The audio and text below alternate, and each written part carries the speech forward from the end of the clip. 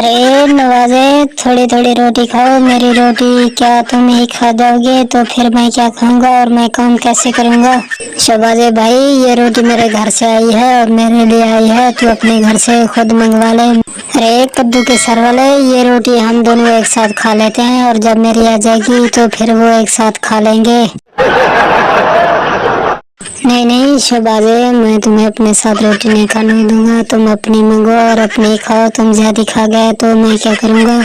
चलो ठीक है, मैं अपनी मंगवा लेता हूँ, लेकिन एक काम करो, मुझे एक गिलास लस्सी का तो पिला दो, मुझे बहुत ही प्यास लग रही है। अरे शहबाजे भाई, एक दो गिलास तो है लस्सी की, अगर मैंने एक गिलास तुम्हें दे दिया तो मैं क्या पीऊंगा। तुम जाकर पानी पी लो, मैं ये लस्सी नहीं दूंगा।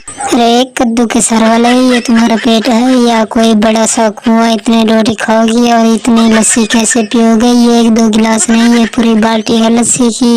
अरे भाई शहबाजे, मेरा पेट इतना बड़ा है, पाकिस्तान की आवाम का सारा पैसा भी आ जाए तो भी नहीं भरेगा।